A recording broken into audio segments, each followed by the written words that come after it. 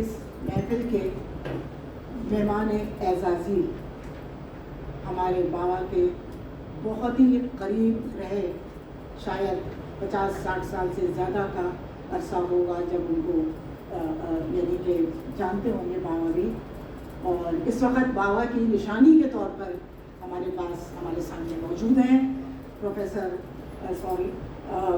جناب ظفر عالم صاحب، جو کہ اس شہر کے جانے مانی شخصیت بھی ہیں. اور میں مخاطب اب کر رہی ہوں اس شاندار شعبہ اردو کے چیئرمین صاحب عزت مآب جناب پروفیسر قمر الہدیٰ فریدی صاحب کو. اس کے ساتھ ہی میں خطاب کرتی ہوں ہمارے اس اردو ڈپارٹمنٹ کے ایکس چیئرمین صاحب جناب پروفیسر محمد علی جوہر صاحب. اور بھول نہیں سکتے ہم ہمارے بہنوئی صاحب، جو کہ ایک بہت ہی شہرت یافتہ شخصیت ہیں، جناب عزت مآب شکیل حسن شمسی صاحب. مایہ ناز علی گڑھ مسلم یونیورسٹی کے سبھی اساتذہ اور طلباء، ہمارے بہت ہی پیارے پیارے طلباء، اور کچھ ہمارے دھولپور سے آئے ہوئے بہت ہی ججارو اور ینگ وکیل جنہیں ہم نے خود پڑھایا، آج وہ بھی موجود ہیں. اور مجھے خوشی ہے کہ شہروں سے یہ یہاں تشریف لائے ہیں. چمن ہے گلزار، ہر سو ہے بہار، بلبل کی ہے واپسی اور ادب کی ہے محفل. اس لیے چاروں طرف ہے نشاط اور انبساط کا ماحول، کیونکہ آج یہاں پر رسم اجرا ہے اس ضخیم کتاب کا، یا اس ضخیم اردو کی کتاب کا، انگریزی عکس کا، جس کو اس شعبہ مایہ ناز شعبہ اردو کے تابع ستارے اور میرے والد صاحب مرحوم ڈاکٹر کوکب قدر سجاد علی مرزا نے قلم بند کیا.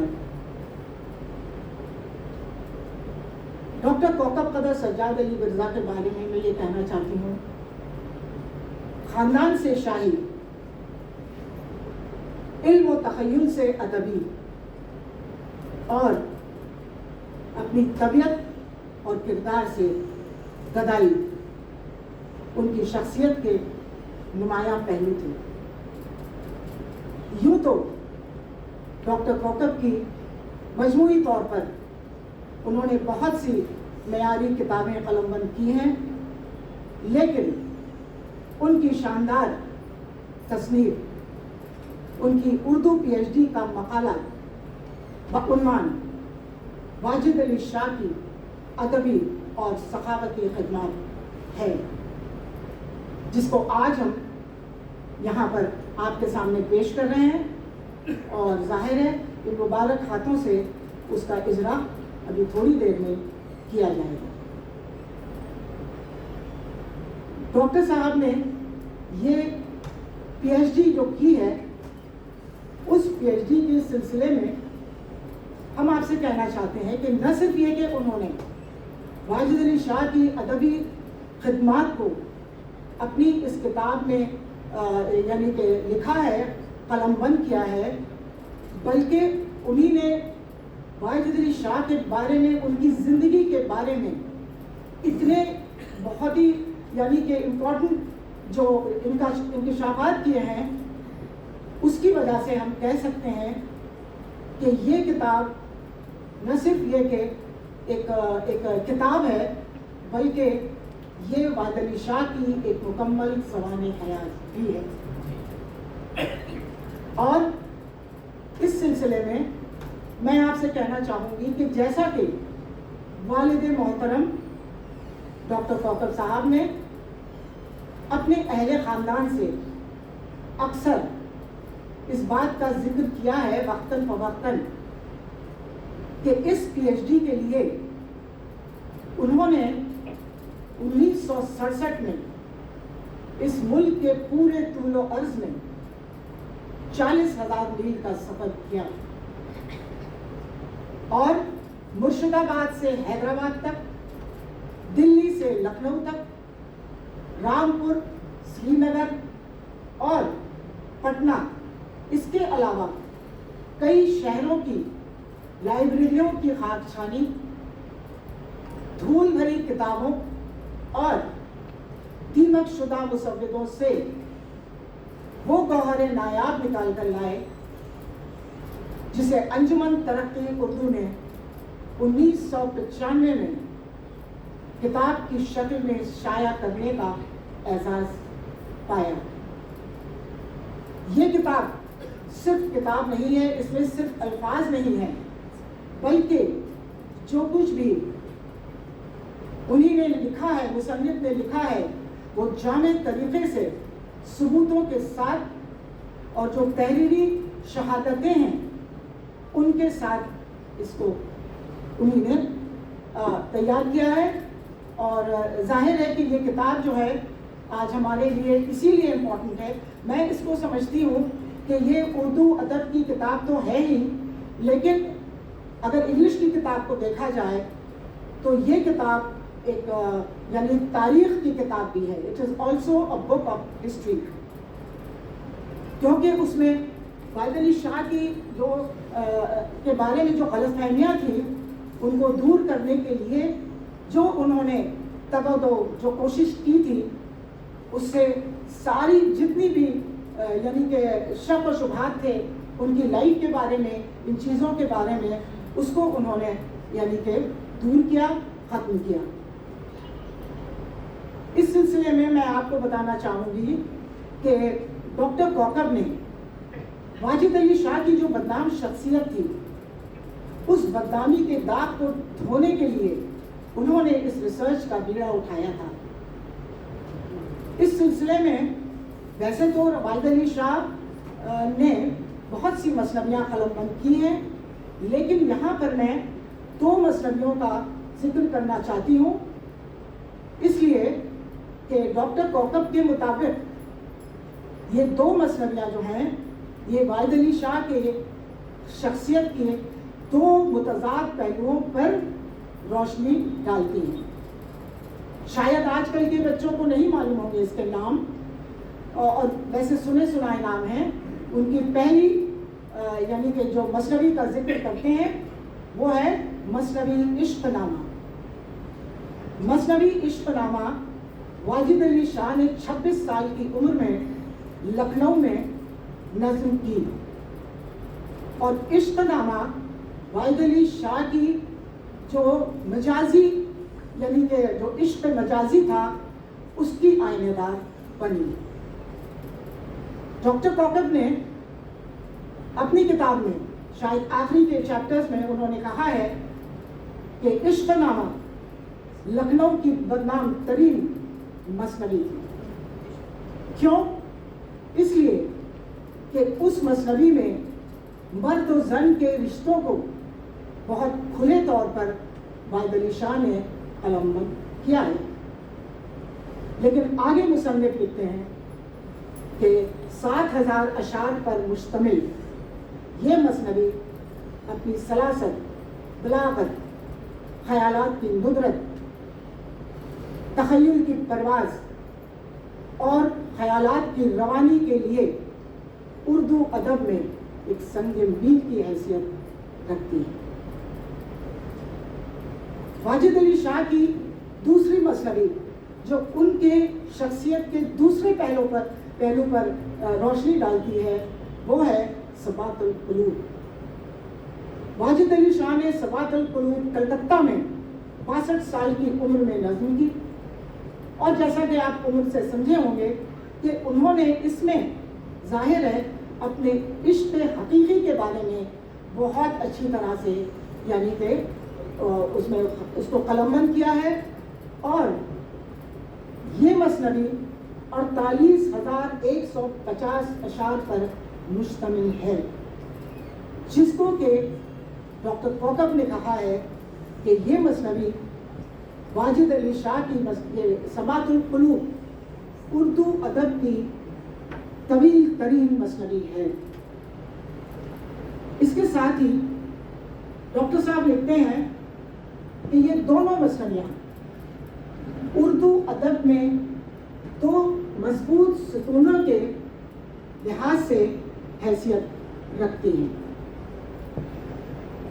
اس سلسلے میں سامنے بیٹھی بہت ہی پیاری پیاری طلباء سے یہ کہنا چاہوں گی کہ ڈاکٹر صاحب نے کتاب میں لکھا ہے، اگر آپ کو انٹرسٹ ہوگا تو آپ پڑھیں گے. انہی نے کتاب میں لکھا ہے کہ واجد علی شاہ کی مثنویاں، جو اور بھی ہیں بہت، واجد علی شاہ کی مثنویاں ریسرچ کا ایک بہت ہی غیر معمولی اور بہت ہی یعنی کہ خاص موضوع بن سکتی ہیں. اس سلسلے میں مجھے کوئی زیادہ نالج تو نہیں ہے، لیکن میں یہ کہنا چاہوں گی کہ اگر کوئی ایم اے کا بچہ یہ اگر کرنا چاہے تو وہ مجھے کانٹیکٹ کر سکتا ہے. جتنا کہ مجھ سے ہو سکے گا میں اس بارے میں ان کی ہیلپ کر سکتی ہوں. واجد علی شاہ کی 67 سال کی طویل زندگی ایسا نہیں ہے جیسا کہ لوگ سوچتے ہیں کہ صرف عیش و عشرت میں گزری. نہیں، ثابت کیا گیا ہے ریسرچ میں. جب میں اس کا ترجمہ کر رہی تھی، بہت ہی معمولی طالب علم ہوں میں قانون کی، تو میں نے جب اس کا ترجمہ کر رہی تھی مجھے حیرت تھی کہ کیسے انہوں نے پروف کیا ہے کہ واجد علی شاہ کی بدنام شخصیت صرف انگریزوں کی سیاسی منشا کا نتیجہ تھی. اس لیے انہوں نے یہ لکھا کہ واجد علی شاہ کی کرشمائی شخصیت،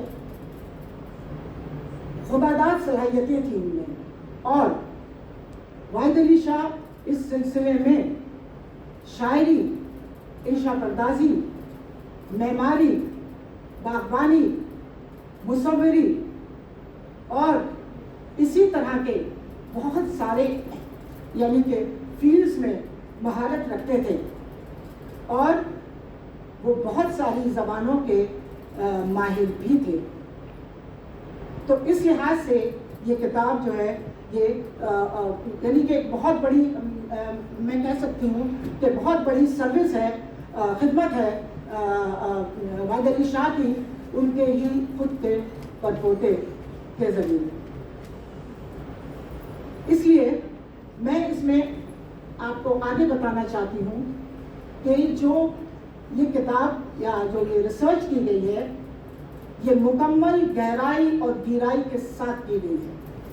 جیسا کہ میں نے آپ کو بتایا کہ یہ اس کے لیے انہوں نے اپنے پریفیس میں لکھا ہے 40,000 میل کا سفر ملک کے طول و عرض میں کیا. میں نے تو نہیں کیا، معمولی سی ریسرچ میں نے بھی کی سائبر کرائمز پر، لیکن میں نے تو اتنی محنت نہیں کی. لیکن جتنی محنت، اور 1967 میں آج موبائل لے کے ریزرویشن، لیکن اس وقت نہیں لگاتے ریزرویشن وغیرہ وغیرہ. تو یہ ساری صعوبتوں سے گزر کر انہوں نے اس ریسرچ کو کمپلیٹ کیا.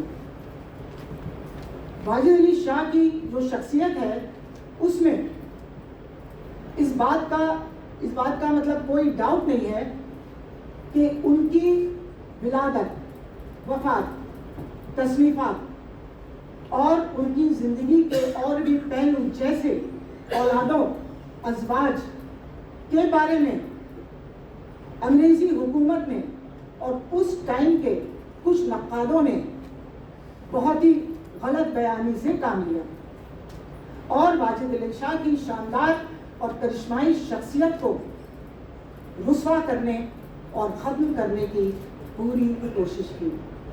لیکن ظاہر ہے کہیں چھپتا ہے اکبر پھول پتوں میں نہاد کر. واحد علی شاہ کی بالآخر جو ان کی مبینہ داغدار کردار تھا، ضرورت تھی ان داغوں کو دھونے کی.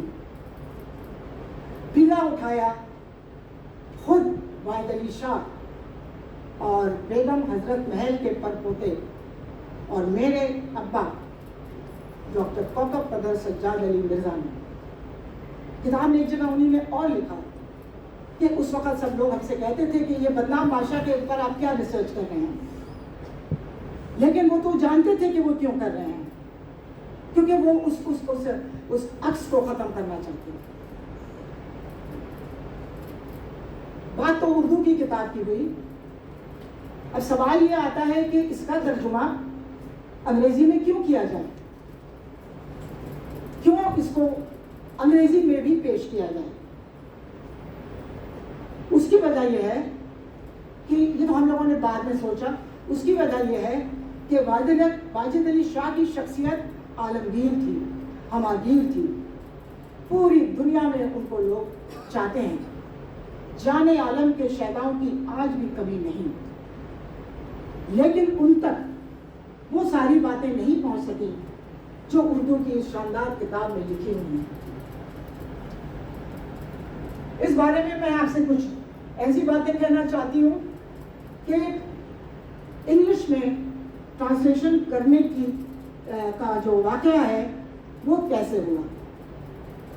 میرے سب سے چھوٹے بھائی جناب کامران علی مرزا اور چھوٹی بہن منزلت فاطمہ، آج سے تقریباً میں بتاتی ہوں 8.5-9 سال پہلے، ان دونوں نے لگتا ہے کہ بیڑا ہی اٹھا لیا، آپا آپ کو کرنا ہے، انگلش میں کرنا ہے. ہم نے کہا نہیں بھائی پلیز ہم سے مت کہو. نہیں آپ کی اردو بھی اچھی ہے، انگلش بھی اچھی ہے. ہم نے کہا میرا کچھ بھی اچھا نہیں ہے، میں نہیں کروں گی. پھر وہ بابا کے پاس گئی کہ بابا اس کو انگلش میں ہم لوگ کروانا چاہتے ہیں اور آپ تیار نہیں ہو رہی ہیں. تو ابا کہنے لگے کرو بھائی کرو، دیکھیں کیا کرتی ہو. جو لوگ جانتے ہیں ان کو ان کا انداز یہی تھا، کرو بھائی دیکھیں کیا کرتی ہو، کر کے تو بتاؤ. تو ہم نے کہا بابا ہم سے نہیں ہوگا، اتنی ثقیل اردو اور اتنا کچھ میں نہیں کر سکتی. میں اپنی لا بکس لکھنے میں مصروف تھی. لیکن جب ابا نے کہا تو، اور ان لوگوں نے اس کو کہا، یعنی کامران اور منزلت نے خاص طور سے، ویسے میرے سب بھائی بہن اس میں شامل ہیں، ان لوگوں نے خاص طور سے یہ کہا کہ آپا اس کتاب کو بہت آگے تک لے جانے کے لیے ہم لوگ کہہ رہے ہیں کہ اس کو آپ انگلش میں کیجیے. تو اردو ادب کے اس محدود دائرے سے نکل کر یہ کتاب اور بھی لوگ پڑھ سکیں جن کو اردو نہیں آتی ہے، اس کے لیے یعنی کہ یہ جو معاملہ تھا اسٹارٹ کیا گیا. Now the question comes, why at all this book should be translated into English? How this book stands apart from all the books written on Waheed Ali Shah? And what will be the issues if it comes in English version? I will tell you why. Because the research was full of reasoning, truthful approach, and the research was not an ordinary one. It was an extensive and investigative research in which the writer proves the good and the real image of Waheed Ali Shah. Moreover, there was a madness, a craze in Dr. Kokab, a madness, a craze in Dr. Kokab to give Waheed Ali Shah his rightful place in history. Not exactly in Urdu literature, he was there, but in history as well, which is read even by non-Urdu speaking